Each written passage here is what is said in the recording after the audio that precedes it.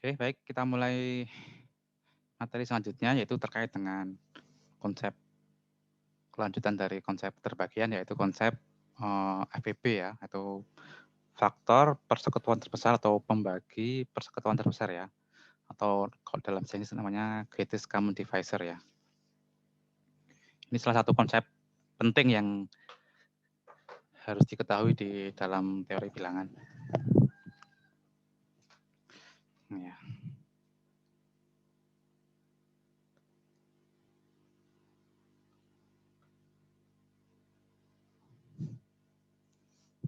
Ya, atau pembagi persekutuan terbesar ya.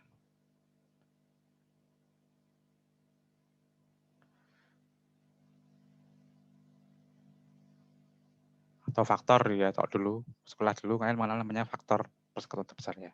Faktor atau pembagi itu sama ya. Jadi sebelum kita masuk ke konsep pembagi persekutuan terbesar, kita harus tahu dulu apa itu pembagi persekutuan ya, atau common divisor. Apa itu?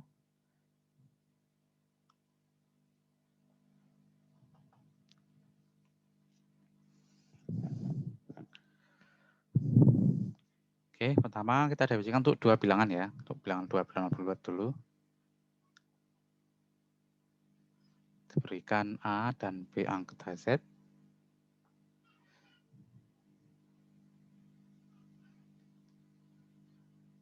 B, bilangan bulat C, ini dikatakan sebagai pembagi persekutuan atau pembagi bersama juga boleh ya. Persekutuan dari A dan B jika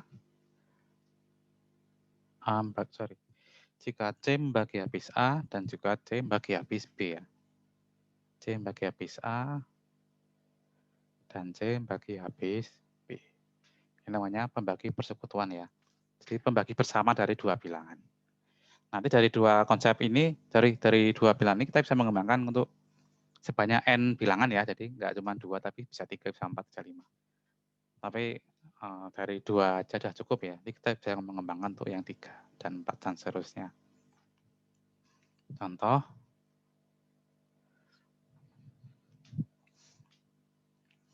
membagi persekutuan dari misalkan 12 dan 16. 12 dan 18 saja berapa ini?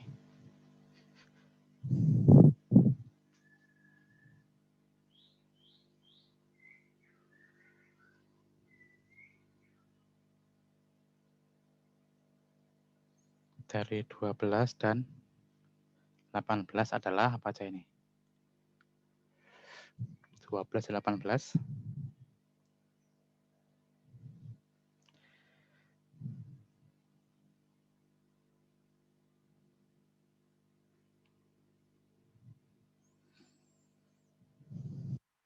Berapa? 12 dan 18.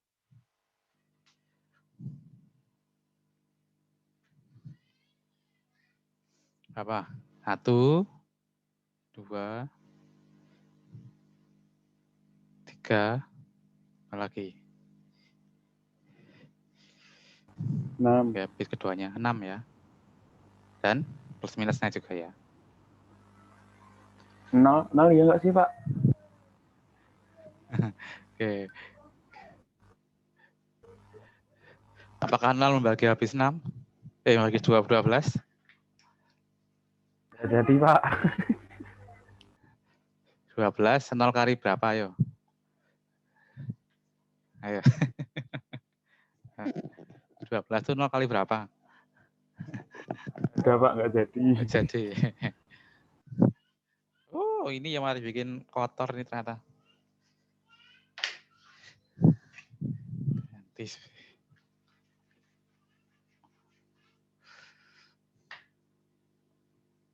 Ya, ini ya, pembagi persekutuan ya. Nah, kenapa kita perlu mengambil yang terbesar di sini? Karena, ada yang tahu? Dalam hal apa kita mengambil yang terbesar di sini? Yaitu 6.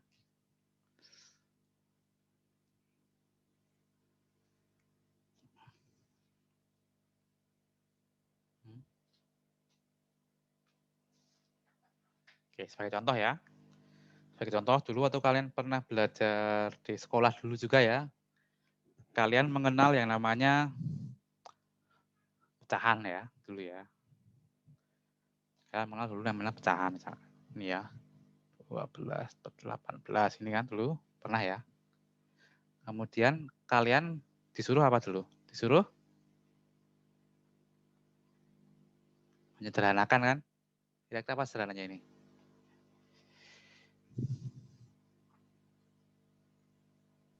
Dua per tiga, Pak. Apa? 2/3. Kenapa 2/3? Nah, di sini. Ini kan 2 kali 6, 3 kali 6 kan gini kan.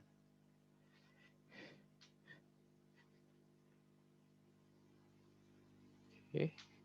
Dulu ya, gampangannya apa dulu? Dulu gampangannya ini dicoret ini ya. Kenapa 6 yang dicoret di sini ya? Oke, kita pilih 6, kenapa 6 itu? Karena dia adalah pembagi dari 12 dan 18 yang terbesar. Ya. Oke, ini contoh dari penggunaan dari konsep pembagi persekutuan terbesar ya. Jadi salah satu manfaatnya adalah saat kita melakukan penyederhanaan pecahan ya. Ini menggunakan konsep pembagi 12 dan 18 yang terbesar ya, konsep persekutuan, pembagi persekutuan terbesar. Oke. Ini ya.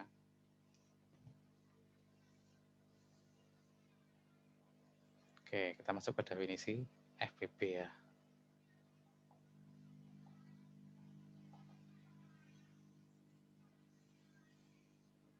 Oke, biar sama dengan yang didiktat ya. Kita lihat filenya.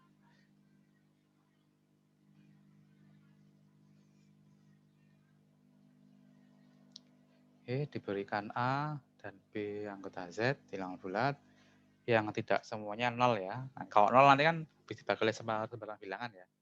Jadi nggak menarik. Sehingga kita asumsikan salah satunya tidak 0 ya. Berikan AB bilangan bulat yang tidak semuanya 0. Kemudian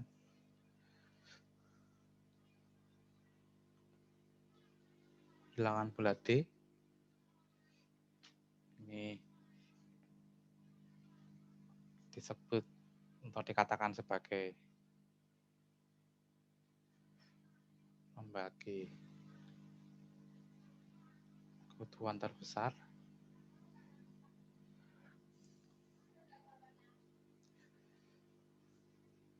atau greatest common divisor ya. Ini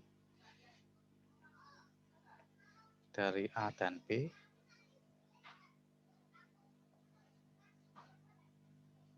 yang ditasikan dengan ini ya.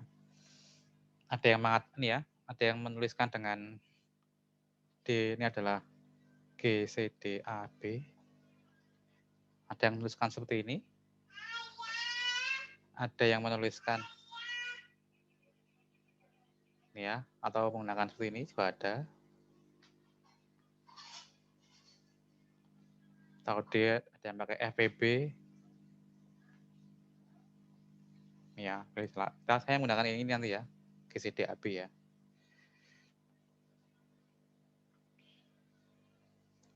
Ini jika memenuhi yang pertama adalah D harus membagi habis keduanya. Ya. Kita lihat.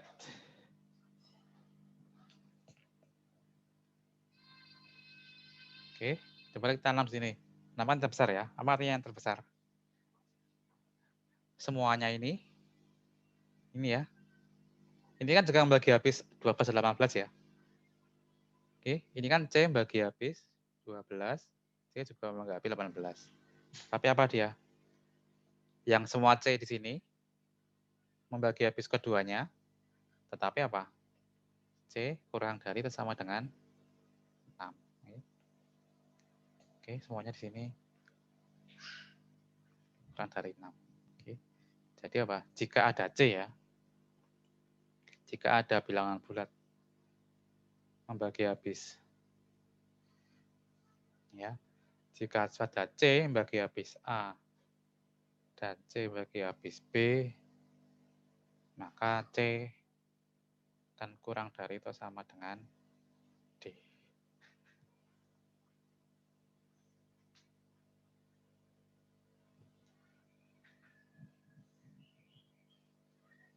Atau apa? Atau bisa juga, ya, pilih salah satu ya. Atau apa? Jika C membagi habis A dan C membagi habis B, maka C membagi habis D. Ini juga boleh. Karena apa di sini? Kita lihat sini, semuanya membagi habis 6 ya. Ini ekuivalen ya.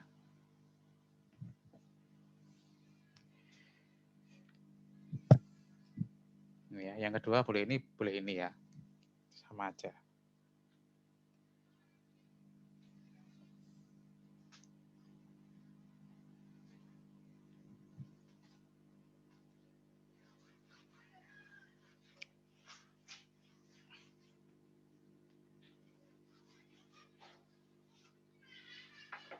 Oke, sebagai contoh,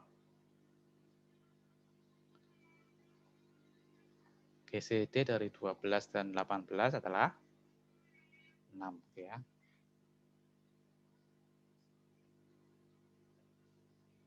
Kalau GCD 12 dan 19 berapa ini?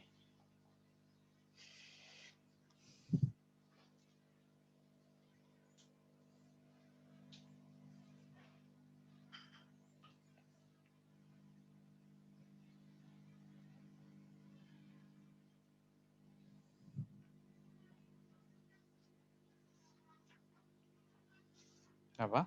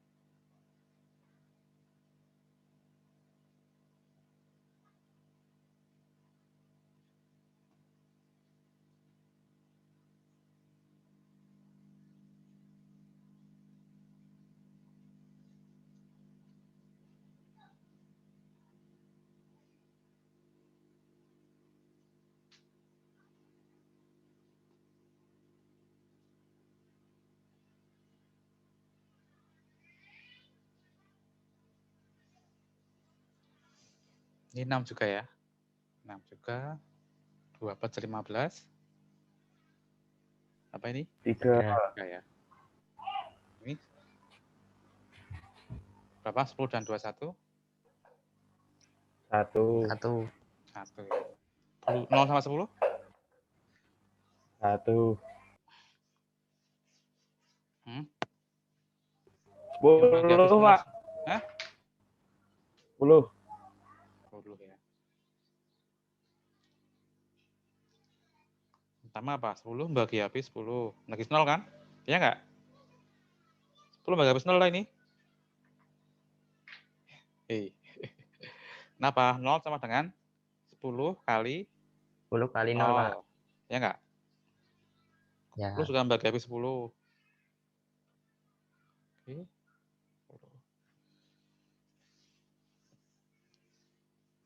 Yang 0 sama 0 gimana? Enggak boleh ya. Ini tidak terdefinisi ya. 0 tidak terdefinisi seperti ini. Ini tidak terdefinisi walaupun terdefinisi ya. Walaupun terkadang ya, terkadang nanti ada yang menuliskan ini didefinisikan sebagai 0. Ini juga ya. Untuk 0 AB-nya 0 nanti didefinisikan GCD-nya 0. Ini didefinisikan sendiri. Ini juga ada seperti ini. Oke.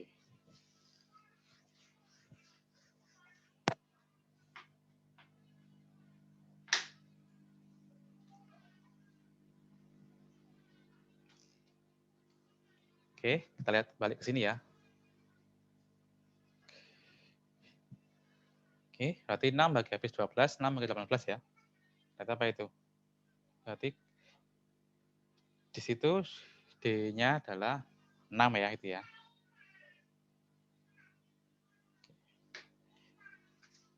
Kita lihat tadi apa tadi? Nah, sekarang tahunnya ini adalah tahunnya ini paling sederhana dari mana, Mas? Tahunnya?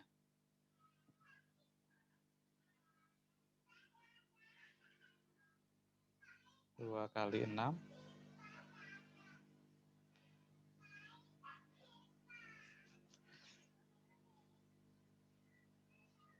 Tahunnya ini sederhana dari mana? Tahunnya ini paling sederhana. Karena sudah tidak bisa dibagi lagi Pak keduanya. Dari mana tahunnya? Dari mana tahunnya? Dari mana? Dari ininya, coba lihat. GCD dari 2 dan 3, berapa? FPB-nya berapa? 1. 1. Oke. Untuk mengetahui dia sudah paling sederhana, GCD-nya adalah 1. Oh ya.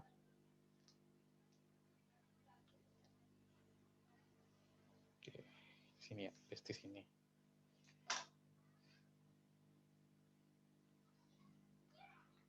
Ini kan bisa juga saya tulis sebagai apa tadi?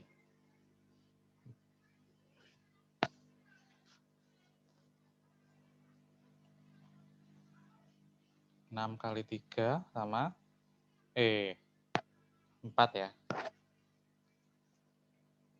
Ini 4 kali 3 sama 6 kali 3. Berarti apa ini? 4 per 6. Kita lihat di sini GCD-nya 2 ya. Kalau 2 berarti dia apa? Belum sederhana. Kita pakai yang ini ya. Sederhana karena GCD-nya 1. Jadi nanti ada sifat ya yang mengatakan nanti A kalau GCD A sama dengan kalau D adalah GCD dari AB, nanti GCD dari A per D dengan B per D sama dengan 1 nih ya. Jadi 12 dibagi 6 sama 18 dibagi 6 ya. Berarti nanti GCD-nya 2 dan 3. Ini ya. Ini 2, ini 3 sama dengan 1.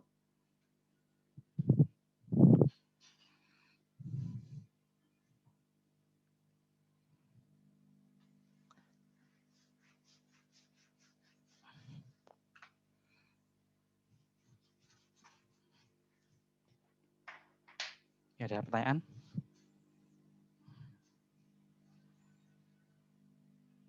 Belum Pak. Oke. Ya nanti GCD sama dengan 1 itu nanti dinamakan dengan namanya relatif prima ya. Definisi.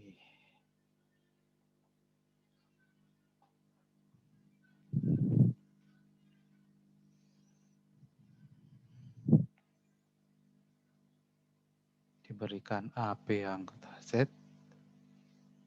Nah, di sini A dan B-nya tidak sama dengan 1. Nanti A dan B ini dikatakan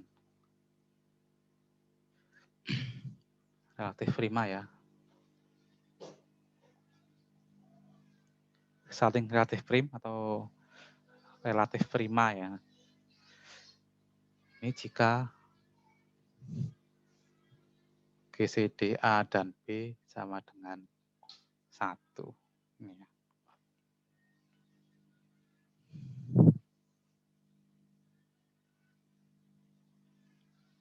Contoh apa tadi? Ya, 2 dan 3 ini relatif prima ya. Atau 2 relatif prima dengan 3 ini juga boleh ya. Ada yang mengatakan 2 itu relatif prima dengan 3. Ini juga boleh aja. Redaksinya aja diganti. Ya. Juga boleh. Sebab ya. Sebab GCD dari 2 dan 3 sama dengan 1. Tapi apa? Lihat sini 4 dan 6 tidak relatif prima ya. Tidak relatif prima. Sebab FVP atau GCD dari 4 dan 6 sama dengan 2 ya. Tidak sama dengan 1. Oke. Ini konsep relatif prim. Nanti juga sering dipakai nanti ya. Oke, jadi tahunya dia pecahan ini dia paling sederhana apabila hasil yang diinginkan itu dia sudah relatif prim ya. GCD-nya sama dengan 1. Oke, sekarang kita masuk ke sifat-sifat dari GCD.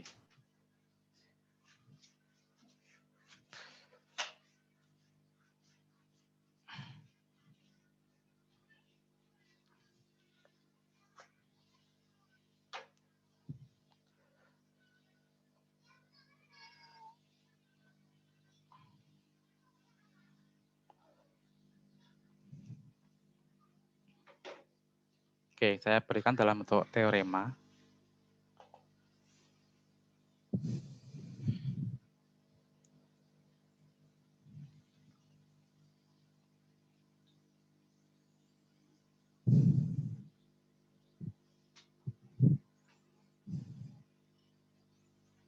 Oke, yang pertama saya berikan dulu ya. Diberikan A dan B, C, anggota Z dengan ini ya. Kita misalkan menghapus.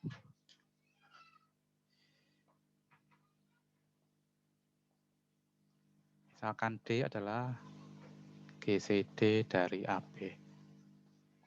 Yang pertama, GCD dari AB sama dengan GCD dari BA. Oke, jelas sekali ini ya. Ini enggak, tidak usah kita buktikan, udah jelas banget ya. GCD A dan B sama dengan GCD dari B dan A. Oke, sudah sangat jelas sekali.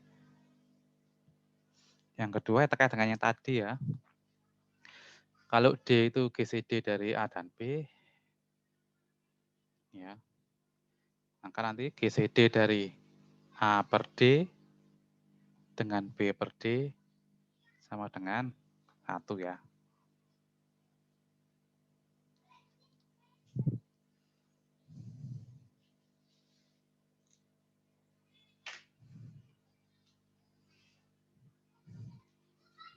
Oke. Yang tadi ya, yang contoh tadi. Nah ini. Jika B tidak sama dengan 0, maka nanti A per B itu bisa kita sederhanakan ya. Maka A per B bisa kita sederhanakan menjadi P per Q ya. Dengan GCD dari P dan Q sama dengan 1 ya. Jadi kalau B-nya tidak 0, maka pecahan A per B bisa kita sederhanakan menjadi P per Q. Ya.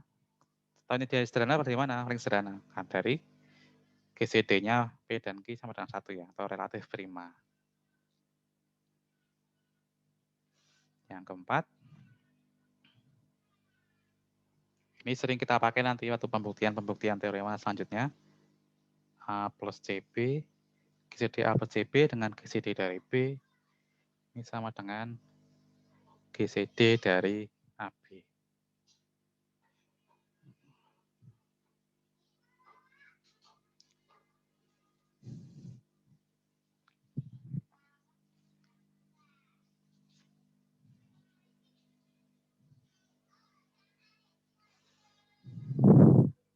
Oke. Ada pertanyaan?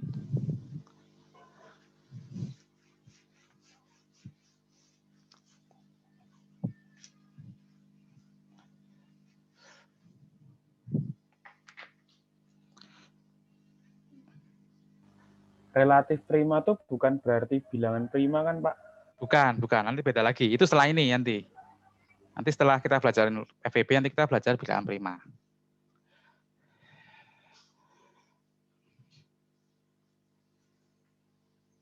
Baik, Pak. Yoi.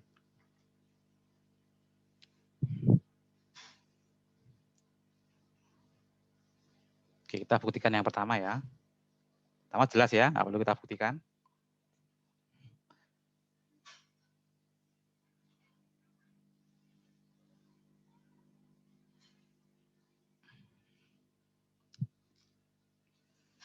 Oke.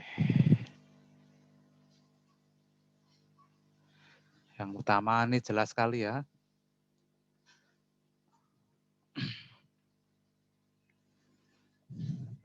Yang kedua, nah ini. Jika D adalah GCD dari A dan B, maka GCD A per D dengan B per D sama dengan 1 ya.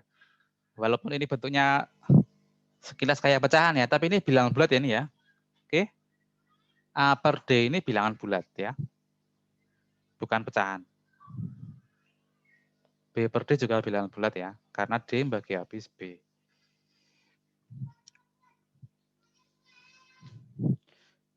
Oke, diketahui D adalah GCD dari AB.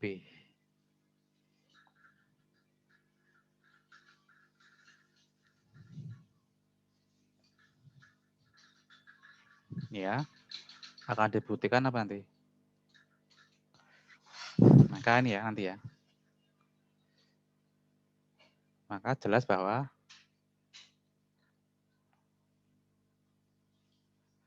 A per D dengan B per D juga bilangan bulat ya.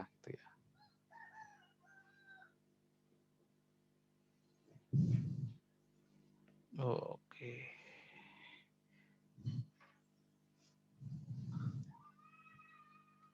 Kemudian nanti akan ditunjukkan bahwa A per D dan B per D nanti tidak memiliki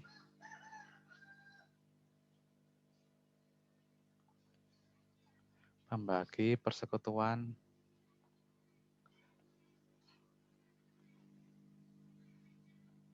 ya positif yang lebih dari 1. Oke, itu ya.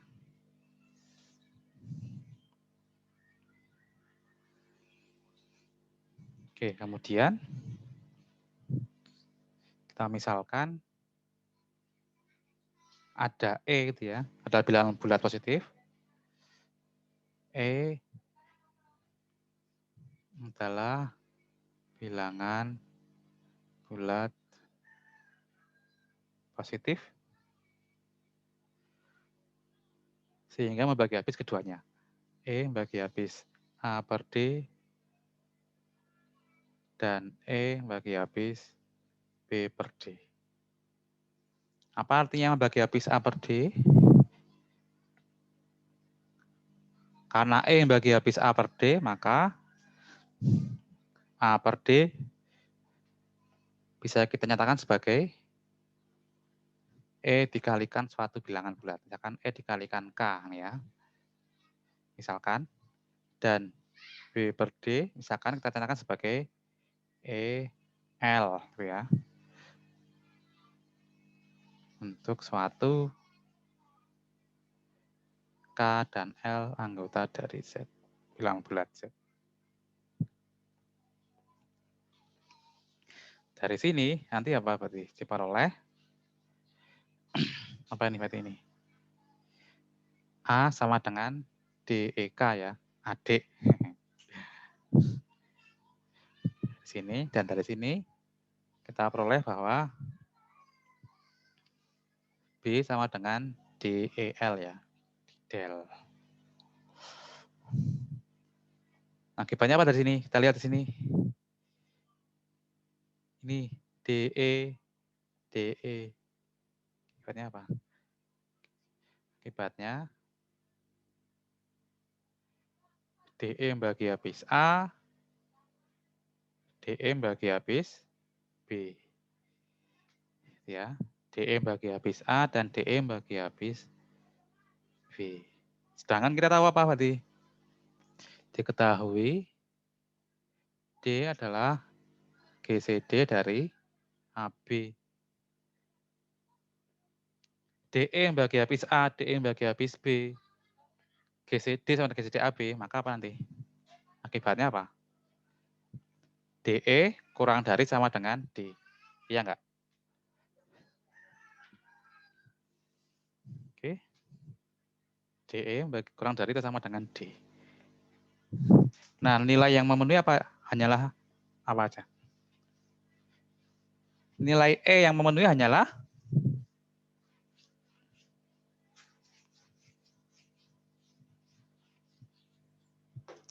hmm, 1.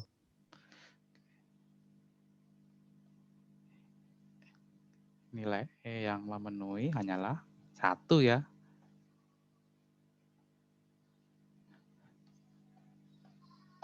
Kenapa sama dengan 1? DE itu kan kelipatan dari ini ya. DE E-nya bisa 0. Enggak boleh ya. Oke. Tinggal 5 menit. Oke.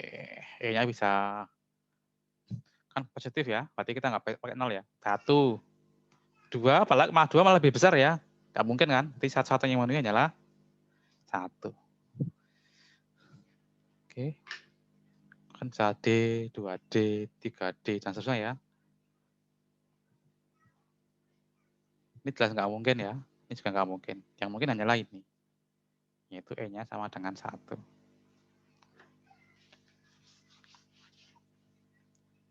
Oleh karena itu,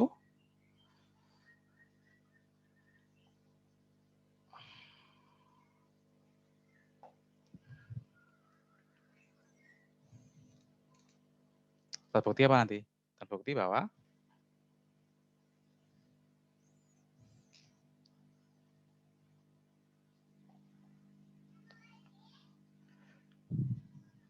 apa? Oke, bagi habis E bagi habis A per D, E bagi habis B per D, ternyata yang bagi 1. Oke, berarti apa nanti? GCD dari A per D dengan B per D adalah 1. Oke, itu ya. Pembuktian teorema untuk yang 1 dan 2. Untuk pembuktian teorema poin 3 dan 4 nanti kita bahas setelah istirahat ya. Oke, ada pertanyaan?